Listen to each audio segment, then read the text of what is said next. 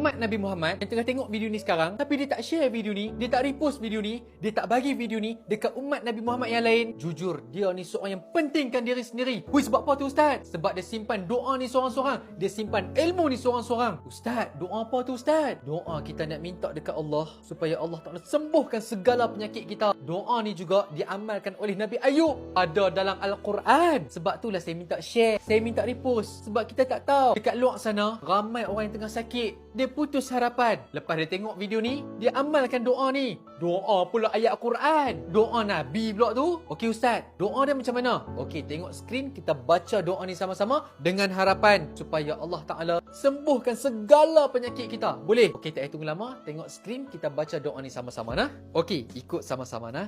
Rabbi anni massaniyadurru wa anta arhamur rahimin. Macam dapat tak? Kalau dah dapat, sebarkan video ni sebanyak yang mungkin dan jangan lupa amalkan doa ni nah. Semoga Allah Ta'ala kurniakan kesihatan dan sembuhkan penyakit kita dan penyakit ahli keluarga kita. Amin ya rabbal alamin.